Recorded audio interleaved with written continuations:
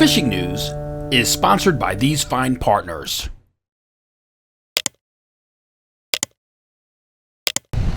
In last week's video fishing forecast at the Fisherman magazine, we were in Summers Point and we were having a little bit of fun with sharks and sharking from the beach. Well, news headlines and enough Jaws references last week to get you through the heat wave, right?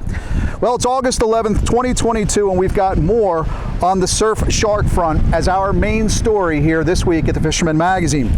Jim Hutchinson with the New Jersey Delaware Bay edition. And last week's news headline came from the Asbury Park Press, which highlighted the 200-pound shark caught and released in Seaside Park, a sand tiger. A what? Yeah, sorry about that. It's the same species of shark, of course, that made headlines in Sea Isle City several days earlier when a guy who goes by the name of the Shark Fisher caught a 7-foot-long sand tiger on the beach at 82nd Street in Sea Isle City. That happened on July 30th. And then, of course, there's this headline this week.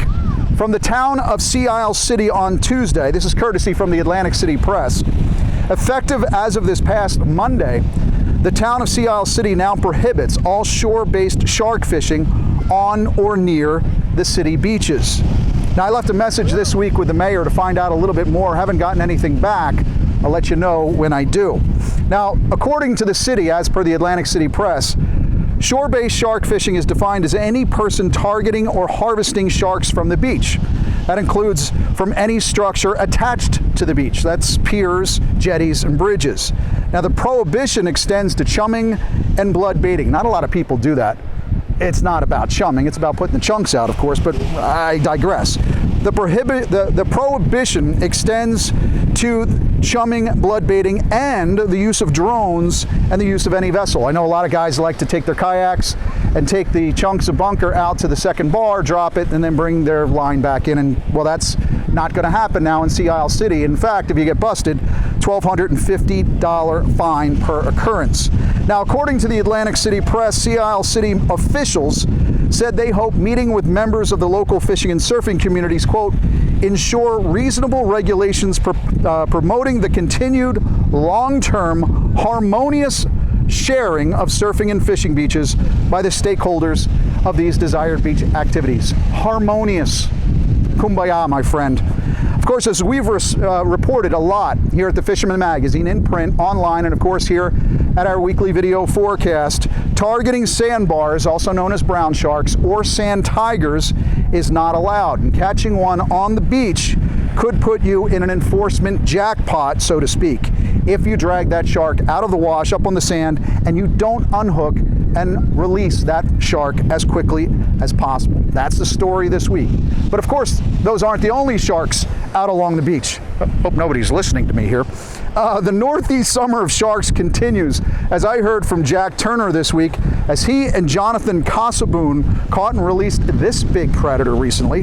That was at the Jersey Shore. If I'm not mistaken, that's a bull shark, which many claim to have been the shark species attack that was responsible for that spate of attack going back to 1916. You know the story. That was the basis of the movie Jaws. The reason the bull shark is an aggressive species, or the reason why it's a little bit frightening, it is an aggressive species, but it's also apt to move from salt water up into brackish water and also into fresh water, as it had done perhaps back in 1916 with that Matawan Creek incident. If you're looking for some highly enjoyable summer reading, if you're sitting out along the beach, I highly recommend a couple of books. One is 12 Days of Terror, the other Close to Shore, both of which were released in 2001. They detail that strange summer of sharks. I don't know, were they whites? One white? A white and a bull? Who knows? One last note on the various species we find in the summer months here in the surf. I'm here in Bay Head and it's a surprisingly quiet day, but if you're out here fishing along these beaches, you don't know what you're going to catch, right? I received a lot of response about that Caden Mecca fish from the surf in Belmar last week. I thought it was a banded rudder fish, but according to all the responses that I'm getting, the emails, the texts, and the social media posts, it appears exactly what Caden thought it was, which was apparently a blue runner. Pretty big one too. How about that? Something else we spoke about in last week's video fishing forecast are the rays. I'm looking out here right now. I don't see any of those cow nose or butterfly rays, but we did talk about the potential for scoring perhaps a cobia on the butt end of some of those rays. That's exactly what the guys in the South Atlantic and Gulf of Mexico do. They follow those schools of rays. They bring up a lot of silt, a lot of stuff on the bottom, and those cobia, sometimes even permit, will follow behind them. Well, after our video forecast last week, I saw where Brandon Craig brought a monster cobia in to Fisherman's headquarters last Wednesday, a 46-pounder that he caught while spearfishing. I would assume he was spearfishing, perhaps, somewhere around the inlet rocks. But it just goes to show you that those cobia, and some pretty big ones, are in our area. There have been other cobia reported from New York down the Jersey Shore and into the Delaware Bay as well, particularly around those bunker schools. Spent a little time on the beach in Island Beach on Friday afternoon, saw pockets of those bunker. I think the key is trying to focus using those polarized sunglasses. Look at those pods of bunker to see if there aren't a couple of predators right around. But there are, of course, plenty of fluke in the surf right now, all along the range, Monmouth, Ocean, Atlantic, and Cape May County, also down into Delaware as well. Bucktails, light jig heads tipped with gulp or perhaps fish bites.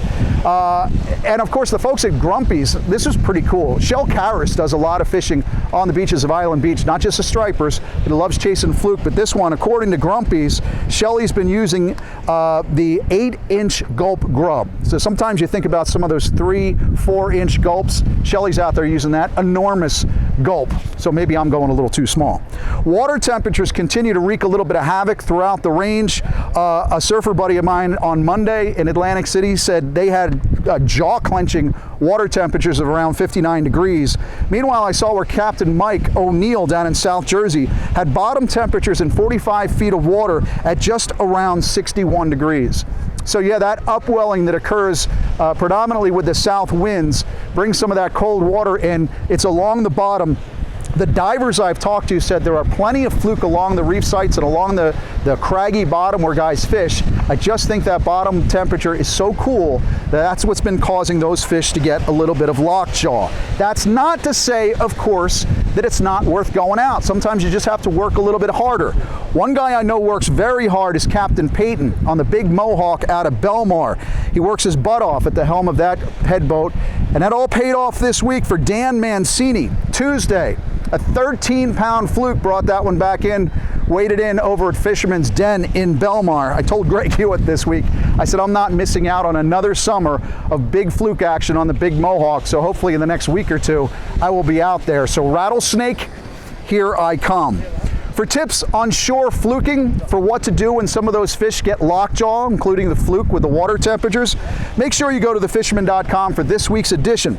Articles by Matt Broderick and Captain Scott Newell, as well as a freshwater spotlight on largemouth bass from Bruce Litton. Now, if you're not a paid member of the Fisherman magazine, you can go to thefisherman.com, a couple of visits, and that window comes shut down. But if you're a member of the Fisherman magazine, $29.95 per year, you get those 12 monthly issues delivered to your door, plus you get 365 day and night access to everything over at thefisherman.com. So this oppressive heat seems to have finally broken in the New Jersey Delaware Bay region, and believe it or not, I've had several interesting striped bass reports in the past week as well. We'll also hit the offshore grounds and take a look at what's in store for the weekend ahead. But on that largemouth bass front, let's spend 90 seconds out west in the Poconos with my buddy, my friend George, the Pocono Outdoors guy. Well, hey, thanks, Jim. You know, fishing is still tough. We are still in the middle of this heat wave, but I got a feeling when we talk next week, things will be a lot different. You know, they're talking about temperatures to come back, highs in the mid-70s, certainly a lot different than it is in the mid-90s here right now. So hopefully things will get a little bit better next week. But a couple of tips you can apply this week to get through this weekend with a little bit of fishing. You know, I was talking with tournament angler Nick Canestra. He's down there fishing the southern or lower part of the Susquehanna, northern Chesapeake Bay, and he's finding some of these bass hunkered into these weed flats, and he's pulling them out with one of those chatterbaits. You know, something's going to make a lot of noise. They can kind of hear it coming before they see it, so that'll generate a strike or two. Also talking with Brian Swingle out a little bit further north on the Susquehanna, and he's using a different tactic for those smallmouth. You know, he's using those little micro crankbaits to pull them out of those rocks and stuff there on the river, and having a little bit of success too. So some tactics there you can use. Also checked in with Tim Keeper on Delaware. He's out right now getting guys in a lot of smallmouth as well. So I think if you want a pattern for this weekend, maybe hit a couple of smallmouth, hit those rivers. I think the lakes right now are just quite a bit too warm, and it's be real hard to pull some fish out of there. So guys, just hang in there for a couple more days. I think things will improve next week. But for now, from Pennsylvania, I'm George, your Pocono Outdoors guy. His offshore report this week at thefisherman.com, Tom P. says folks are ping-ponging the grounds in search of the tuna bite. I got to think that has a lot to do with the price of gas this time of year. In seasons past, everybody's going out, somebody gets on the fish, they find them, they hit them pretty hard for the rest of the season. But right now, it's a lot of picking and running and trying to find where these tuna are. Tom's report this week says the offshore canyons are where you want to go for that best yellowfin and big eye bite. There are a smattering of bluefin on the mid-range grounds. Tom said, quote, scant chatter in the north along the Triple Rex and AP range. Now, John Morgan let me know he and his crew had 5 yellowfin last week on spreader bars and Joe shoots. They had them up to 70 pounds or so. In fact, John said they were rolling and busting on water when they got there. The second our spread got close to the school, he said, it would get smacked. The bites were crazy. Sounds like perfect conditions to me for having some of that high-end spinning tackle and some of those nomad lures or the tsunami poppers or the mad mantis. So if you're heading out on the offshore grounds, make sure you bring that high-end spinning gear as well for when those yellowfin are up top working along the surface. Now, the midweek forecast from NOAA, from the Baltimore to the Hudson, has a cold front moving offshore Thursday night. Low pressure develops along the cold front. High pressure will build in along the coast Saturday and Sunday night. And then will settle offshore Sunday with another cold front expected on Sunday night. It's nice to hear that term cold front after a week of hot. But it does look like the winds and the waves, you have some windows this weekend to get out there on the offshore ground. Speaking of which, there are 408 boats competing this week for $8.6 million in cash.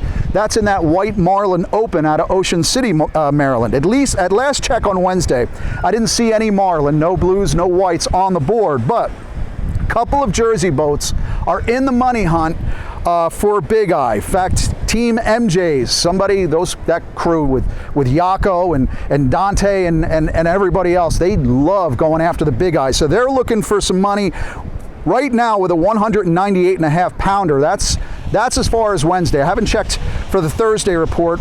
That boat out of Beach Haven, and the right bite from Brick also on the board right now with a 189.5 pounder. That event continues through Friday. I'll have the final details on the White Marlin Open next week. Of course, next week on the offshore tournament trail is right here at the Jersey Shore out of Beach Haven. That is the Beach Haven White Marlin Invitational. You can get all the details on that tournament at thewmit.com.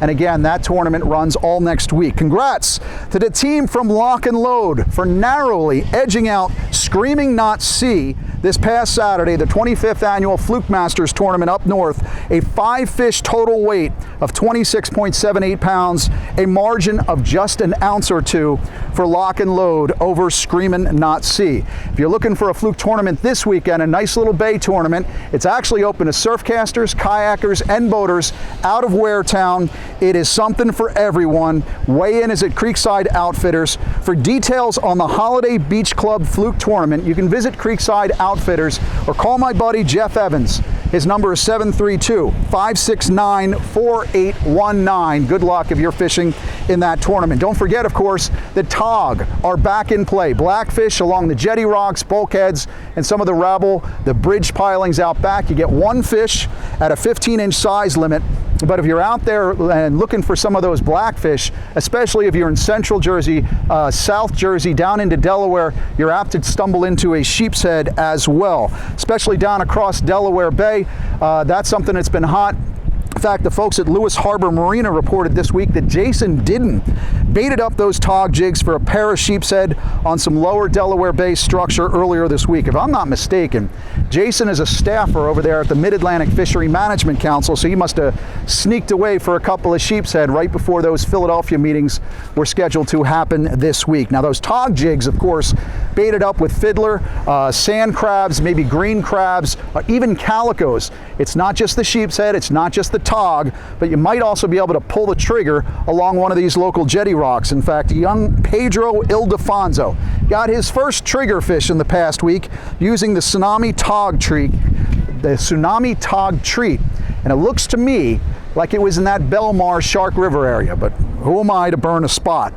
Speaking of spot, a lot of spot are popping up in the surf and the bays in New Jersey, especially Central and South Jersey. Also known as Lafayette, if you're down in Cape May. My grandfather used to call them Cape May goodies. But those spot are a fantastic panfish target. You can find out more about panfish targets in the August edition of the Fisherman magazine with Eric Burnley, but they're also an outstanding bait for doormat fluke on the tuna grounds, and if you pen them up for the fall surf run, they're fantastic as live bait for striped bass. If you don't want to catch your own spot, you can also check in with folks like Dave at Absecon Bay Saltwater Sportsman, or Absecon Bay Sportsman Center. He's got those Cape May goodies, those spot in the tank all the time. Again, an outstanding striper bait for the fall. Yes, you got to use the circle hooks, live bait, of course. I had mentioned earlier this summer bite, you have those cold water temperatures on the bottom, out front, warm waters in the back, but somewhere in between is that sweet spot, and some folks are also finding the striped bass because of it. Alan Gonzalez, who has written quite a few articles for the Fisherman magazine over the years, he said 55-degree incoming water this week. He was throwing some top waters, missed out on a couple of fish, but did catch striped bass up to 32 inches up top. And with all those bunker around, anytime you see the bunker around, it might be worth it. Early morning, come up to these beaches before the badge checkers and guards, before any of the crowds, try to throw some top waters for an hour or so, see if you might stumble into a striped bass here along these beaches. Out back in the Great Bay Area, I heard from Steve Urbano this week, who was working the night shift using a GT eel. Picked through a bunch of schoolie fish, but he also had some surprisingly bigger striped bass in the back in the Great Bay Area as well. Now, we've had numerous reports all season long so far into Atlantic and Cape May County of stripers out along the sedges and sod banks, the bulkheads at night. My buddy Chris Madison is back there again plugging away. He says he's putting some stripers along the sod. So those fish are there if you want to get back out in the back bays and plug along. A lot of bait around. That's the one big ticket right now, and this is the time of year where you start seeing pods of bait in the back, in the canals and lagoons, peanut bunker, those baby bunker, and of course the finger mullet should be stacking up in the marshes at some point. Hopefully we'll see some insane striped bass action along these beaches and along the back bays just after Labor Day. It's hard to believe, though, that we're already in the home stretch of the summer of 2022 towards Labor Day. And again, fluctuating water temperatures of what we're seeing this summer, it's up and down 10 degrees at a clip. Who knows what, where, when, and how those striped bass turn on in the next month, 2 months or so. The good news is that the forecast in the next few days, it says mostly northwest winds, which means maybe with more of those north and northeasterlies, we'll get a little bit of change in the bottom temperatures. Maybe with that change in the wind direction, the water temperatures out here, where I'm looking straight out at Axel Carlson, right? Maybe those water temperatures change. Those hungry fluke that are down there will start to eat. This could be the weekend where you get into some gangbusters fluke action at the Jersey Shore. 3 more weekends in August. Again, I said it before, it's hard to believe that we're in the home stretch towards Labor Day, but for a lot of us, that's the time of year we love the most. Get out there, enjoy the weather right now, catch them up. I'll see you again next week right here at thefisherman.com. Here's the update for the Dreamboat contest. I guess all the wind has put a damper on things, so we have no new entries. But we would like to congratulate the Fish of the Month winner for July, Anthony Mega of Suffern, New York, who weighed in this 13.37-pound fluke on July 10th at Jack's Bait and Tackle. Sea bass is the August Fish of the Month, and the weekend is looking good to hit the sea bass grounds. The Dreamboat Fishing Challenge is the Fisherman subscriber-only multi-species fishing competition with a chance to win a new Steigercraft 23 Miami powered by Yamaha, along with many other great prizes. Visit thefisherman.com to subscribe and get all the details so you can be part of the action. As for the Coastal Kayak Clash, same story, no new entries this week. Hopefully this weekend's weather will change that. See you right here at thefisherman.com.